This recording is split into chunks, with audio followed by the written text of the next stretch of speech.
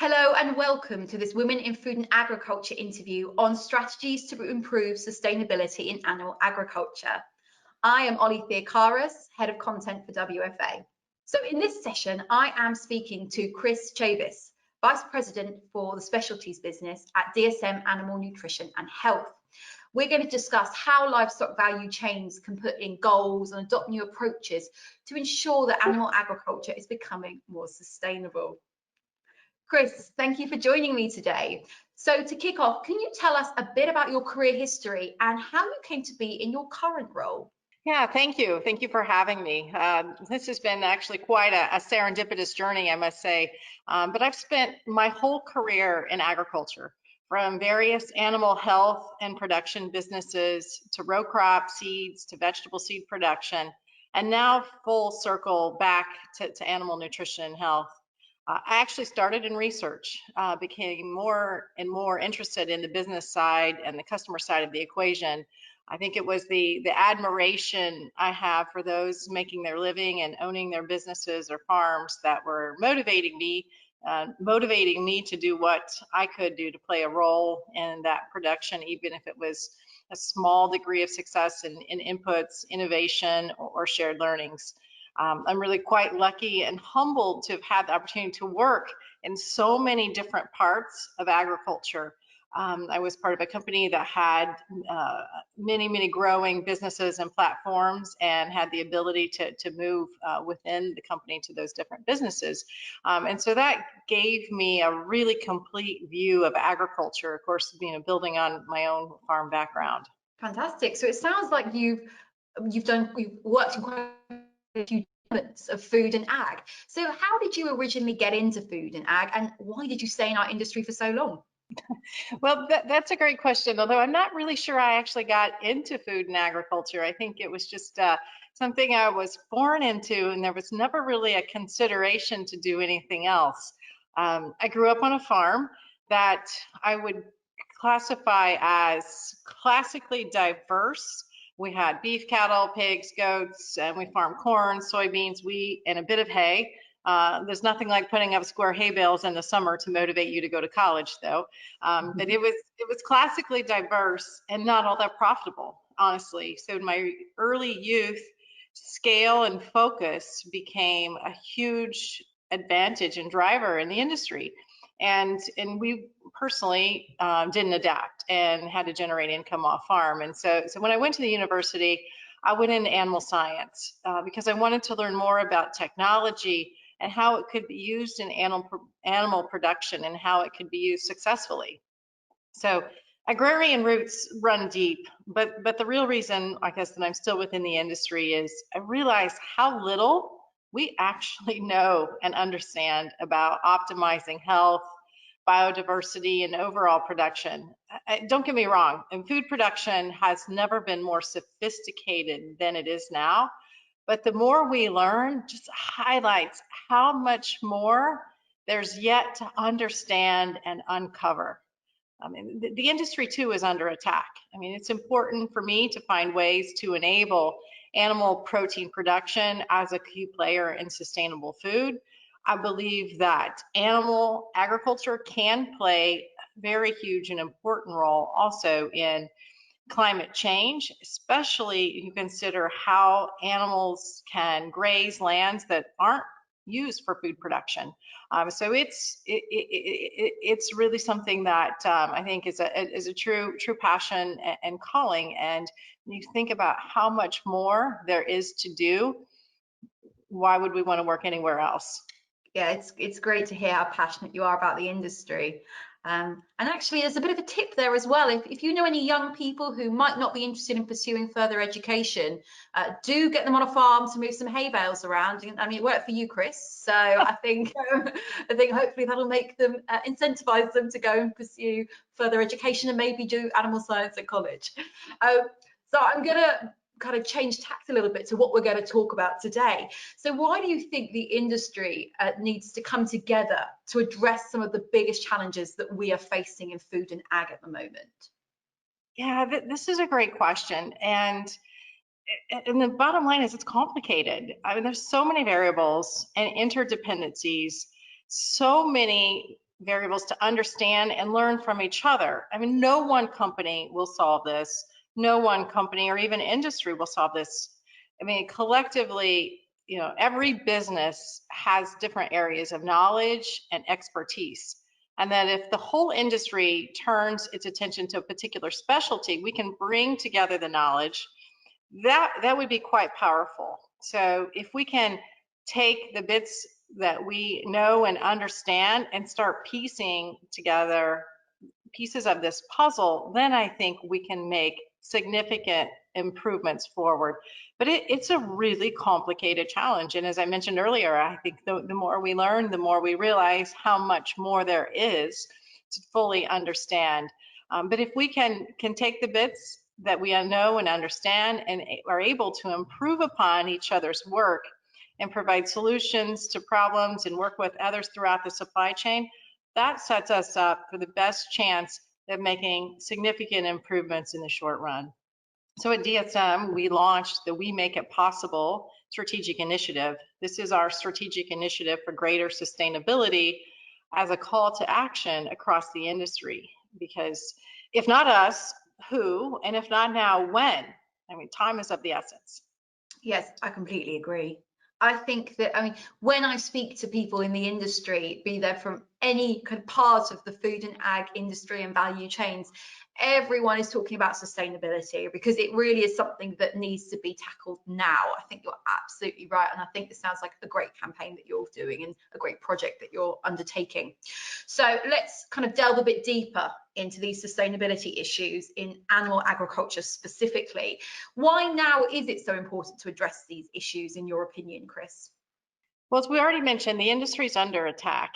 And so it's important that we understand our contribution to sustainability and some of the challenges there. And so if you look at animal production in its current form, it does account for a significant portion of human emissions and can take a toll on some of the resources that we have. And that's with our current population level. If you look at what that's expected to be by 2050, something around 10 billion or just under that, the consumption of animal protein is predicted to rise by 70%.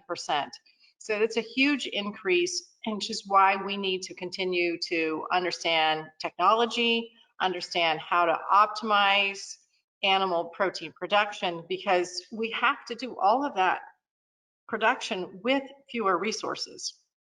According to the UN Food and Agriculture Organization, the world's land area amounts to about 13 billion hectares, of which agriculture only occupies less than 4.9 billion hectares. We can't keep expanding this indefinitely. The consequence for biodiversity would be irreversible and already is in some places. So we must make the land that we currently use more productive and ensure that animal welfare is a priority. So we need to reduce emissions at the moment. Animal agriculture accounts for about 15% of all human-derived greenhouse gas emissions. Consumers are calling for a change, and if these calls go unheeded, all of us will suffer the consequences. So animal agriculture needs to do their part as well as, of course, the other pieces of the pie as well relative to total emissions. But we can and have absolute capabilities to do both, to make changes to generate more animal protein production while having an impact positively on the environment. No, I agree. I think what actually people do find really difficult in our industry is how to prioritize these challenges. You've mentioned quite a few there, which are all huge issues. So tell us, what are the biggest sustainability challenges that we need to overcome in animal agriculture? Well, if we're going to feed 9.7 or 10 billion people by 2050, sustainably and responsible within the resources that the planet offers today, then the time to change is now. So as such, at DSM, we're focusing our expertise on 6 areas to support the livestock value chain and address these challenges. So we've aligned our focus to follow 6 different sustainability platforms that are aligned tightly with the UN Sustainable Development Goals 2, 3, 12, 13, and 14. These include things like reducing food loss and waste, tackling antimicrobial resistance, improving the lifetime performance of animals, reducing our reliance on marine resources, reducing emissions, and making efficient use of natural resources, my personal favorite. So these challenges essentially come back to one, which is we need to produce more while using and emitting less. But this overarching challenge, it needs to be broken down into many small pieces. It's complex, and the components are numerous and with their own complications. So if you think about just the food demands, we need to produce 56% more calories by 2050, but 1/3 of what we make today is lost or wasted somewhere within the chain. Maybe eggs that are broken, shells are broken before they ever reach a consumer. These are opportunities where we could reduce food loss and waste, which could be much closer to feeding many of the 800 million people that are currently going hungry today. Antimicrobial resistance is another global challenge. It's one of the world's most rapidly emerging public health threats. Can have a significant economic and health burden. The agriculture industry has a very significant part to play here and has already taken drastic steps towards this.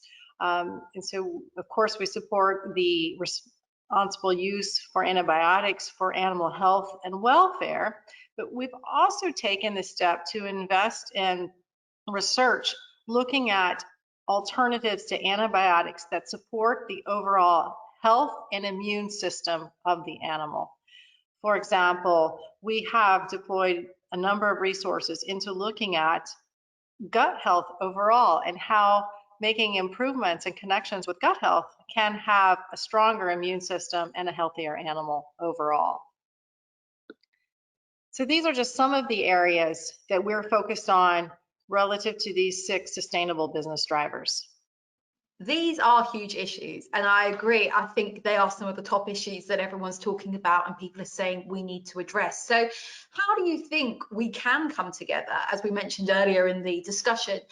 How can we come together as an industry to actually tackle these problems head on? What are your thoughts there? Well, data is going to be key. You know, without data, we don't really understand the impact, how we're doing, how to make improvements. And so having data, having metrics will be very important. And so we can share our knowledge and enthusiasm with our customers and partners in the industry to help everyone reach this goal of sustainability. But at DSM, you know, we see sustainability in terms of both input and output. So not only how much we are consuming, but also what are we doing to reduce what we're putting into the world. Again, that's what our We Make It Possible strategic initiative is about.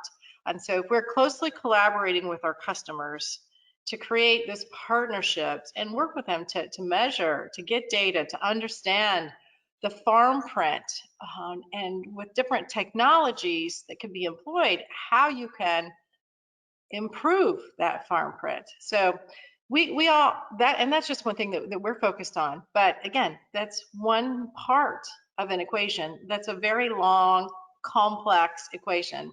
So we all can innovate to make every stage of this value chain more sustainable, whether it's technology, providing data, providing insights. That's how I see us working together. For example, I'll also mention a product that we've been working on. So after years of research, we've developed a product called Bovaer. It's a feed additive which can reduce methane emissions from cattle by 30%. This is one stage of reducing emissions, but we also need people thinking about how to reduce emissions in transport, processing, how to reduce packaging, all these things which will go together to make a more sustainable industry. So the total farm print from end to end, no pun intended. And so we've often worked in partnership with others. for instance, with the World Food Program and Africa Improved Food, because we know that our expertise can help others and that their expertise can help us. I mean, no one person or company can be the winner in sustainability alone, but of course, we all will be the losers if we don't act. I think that's a really good point, and actually something that we all need to be thinking about. So yes, I agree with you there. We all do need to be thinking about this and making sure that we're coming together to address some of these issues. Now, animal agriculture in particular does get quite a lot of criticisms around the environmental impact of what we're doing. And I think some of this is fair and some of this is quite unfair, as not as much pressure is put on other industries. So what are your thoughts on this? What would you say to people who are criticising the environmental impact of animal agriculture?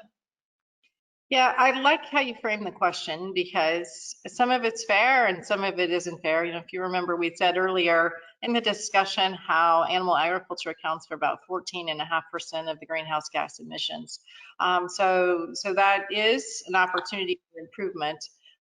But, you know, on the other hand, there is areas that can be improved. And so people aren't wrong to criticize the impact that the industry has right now.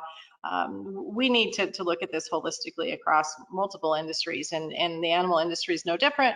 Agriculture, we need to do our part. I think the concern is the fact that we have an impact now, and the demand and the consumption levels of protein are predicted to continue to rise so high, as we've said, you know, roughly 70%. So making animal agriculture more sustainable is our best chance of creating a world where everyone has access to a healthy diet within the boundaries of the planetary resources. Now is not the time to pause, but a time to enact change that will allow us and the growing population to live a healthy, prosperous life. And this is why we at DSM again launched the We Make It Possible strategic initiative, to acknowledge the criticism. I think it's a bit of a mark in the sand that says, okay, we acknowledge, we understand, and this is what we are going to do about it. But to show, hey, there are ways to respond to it without discounting any benefits of animal farming or harming the livelihoods of so many people who depend on it. So we believe animal agriculture can become sustainable and plays an important role in protecting climate and biodiversity overall, and that the industry will pull together to make it happen. But it's certainly not easy, and it'll take all of us working together because it's complex. There's so many different facets, and again, we're learning more every day. But I do believe it's achievable and attainable. I completely agree. And I think now is the time to act, isn't it? We have to feed the world. And I think people do also forget we are in the business of food. We are a necessity in this world. So it's really important that we carry on what we're doing, the excellent work that we're doing in trying to feed as many people as possible. But also, you're right, there are things we can do to shift and try and actually say to those people criticizing us, you know what, we are making steps to try and improve this. And I think the more work we can do in this area, the better. So yeah, I think it's a really valid point there. I actually want to finally end on a slightly different question. Of course, we are delighted to have you here speaking at the WFA Digital Festival. So I want to ask you, why do you think that encouraging diversity in our industry is so important? This is critical. As I mentioned a couple of times, these are complicated problems, multifaceted, and they vary a lot from geographic conditions to other geographic areas. And so you have so much diversity a problem, you have so much opportunity, and if we don't bring in collectively different experiences, different perspectives, then we're not bringing all of the opportunities to the table, all of the brains and perspectives to put forward solutions that are going to work. So I think the diversity of thought can't be underrated, especially when you marry that up against problems that complicated and hugely diverse as well. What I've seen is as humans, we certainly have a tendency to assume that if something works in one given area, that it could work for everyone, but this is absolutely not the case, and certainly not the case in agriculture. Again, complicated problems with many, many variables. So if we allow the brightest minds and the most passionate people and bring them to the table and truly understand, how we can put together different thoughts, innovation, shared learnings, then I think we'll be able to leverage those experiences and knowledge and make the world a better place, and help businesses understand our own blind spots. And this can be said for every industry worldwide. It truly is about understanding, learning, listening, and putting forward the best foot forward. You put that really wonderfully. Yeah, absolutely a key pillar for the WFA community. So thank you so much for sharing that. So that brings us to the end of our interview. Thank you to Chris for your fantastic insight. Thank you to everyone for tuning in, and we hope you enjoy the rest of the festival. Thank you for having me.